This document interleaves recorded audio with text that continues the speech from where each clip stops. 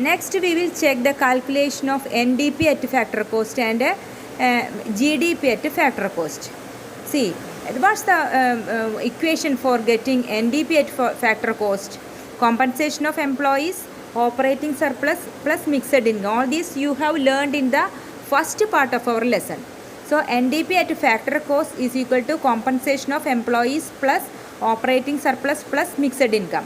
So how much is coming for compensation of employees? 800 plus operating surplus is 200 plus 100 for mixed income. So total 1100 crores are coming as per the data given for calculating factor cost of NDP. Then let's check how we'll get GDP at factor cost, that is NDP at factor cost plus consumption of fixed capital, that is depreciation. We will get GDP at factor cost is equal to NDP at factor cost plus NDP at factor cost is equal to 1100 plus consumption of fixed capital is 50. So 1150 crores. Like this, we are calculating NDP and GDP at factor cost through the equation. That equation is NDP at factor cost is equal to compensation of employees plus operating surplus plus mixed income. Next is the example for calculating GDP through income method. So GDP is equal to W plus R plus IN plus P, that is the four factors of production, that is the income remuneration providing for four factors of production, that is wages, rent, interest and profit. So GDP is equal to W plus R plus IN, interest plus profit.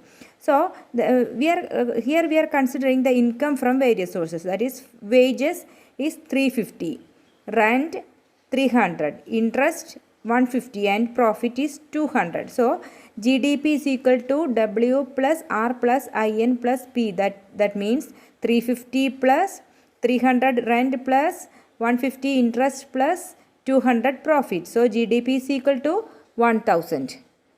Like this we are calculating GDP through income method. Now let's check another example for calculating GDP through real GDP and nominal GDP, that is through current year price and base year price.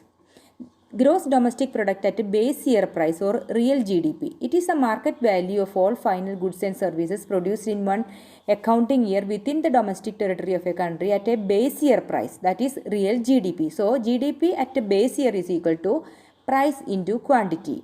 So if the price of base year, you just imagine the price of a base year was 8. So quantity is 200. So GDP at base year is equal to 8 into 200. So 1600. But at the same time, in the nominal GDP, it is the market value of all final goods and services produced in one accounting year within the domestic territory of a country at a current year prices. So GDP at current year price is equal to price into quantity. So the price of current year, considering it is 18, then quantity 200. So GDP at current price is equal to 18 into 200. So 3600.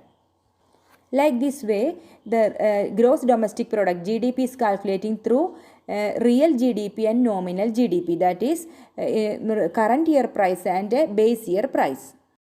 Next is GDP and welfare. According to famous economist Alfred Marshall, a man earns money to get material welfare.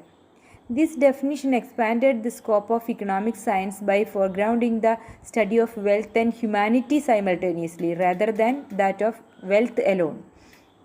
If a person has more earning, they can purchase more commodities and services and their material well-being enhances. So it may seem rational to treat their income degree as their degree of well-being. GDP is the total of value of commodities and services created within the geographical frontier of a nation in a particular year.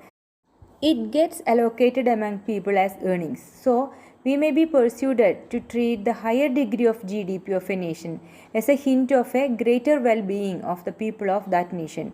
But there are at least 3 reasons why this may not be correct. First one is distribution of GDP.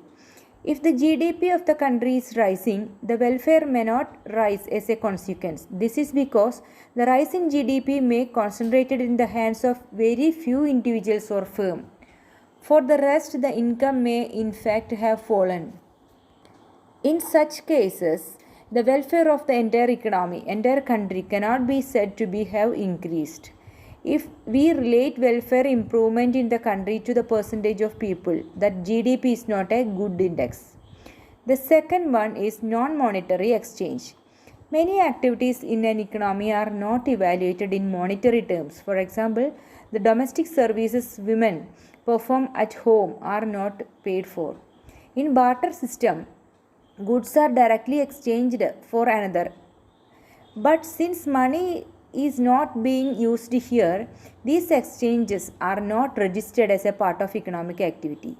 In developing countries where many remote regions are underdeveloped, these kind of exchange do take place, but they are generally not counted in the GDP of these countries. Hence, the GDP calculated in this standard manner may not give us a clear indication of the productive activity and well-being of a country. Next is externalities. What is externality? Externalities refers to the benefits of a firm or an individual causes to another for which they are not paid. Externalities do not have any market in which they can be bought and sold. For example, an oil refinery which refines crude petroleum and sells it in the market. The value added of the refinery will be counted as a part of the GDP of the economy. But in carrying out the production, the refinery may also polluting the nearby water. This may cause harm to the people who use that water of that river. Hence, their well-being is fall. Pollution may also kill fish or other organisms of the river on which fish survive. As a result, the fishermen of the river may be losing their livelihood. Such harmful effects that the refinery is inflicting on others for which it will not bear any cost are called externalities. In this case, the GDP is not taking into account such negative externalities. So, all these are considered as the limitations for the GDP concept. Children, we can learn two more terms also from this lesson, that is consumer price index and wholesale price index. Wholesale price index is a measure of average change in the price of goods at a wholesale level or in the wholesale market. Consumer price index is another price index that calculates price changes of goods and services that a consumer has to pay for consuming a basket of goods. Consumer price index CPI is the index of a price of a given basket of commodities which are brought by the representative consumer. CPI, that is consumer price index, generally expressed in percentage terms. In many commodities will have two sets of prices. One is the retail price which the consumer actually pays, and the other is wholesale price, the price at which goods are traded in bulk. These two may differ in values because of the margin kept by the traders. Goods which are traded in bulk are not purchased by the ordinary consumers. Like consumer price index, the index for wholesale price is called wholesale price index. In countries like USA, it is referred to as a producer price index, PPI. So children, we have completed the lesson of national income accounting in 4 different sessions, and you have learned many of new terms, equations, and also new concepts, abbreviations, etc. So learn the lesson thoroughly, write down the notes, also you file it, watch the YouTube URL, and also send the answers for test questions. Okay children, thank you, take care, have a nice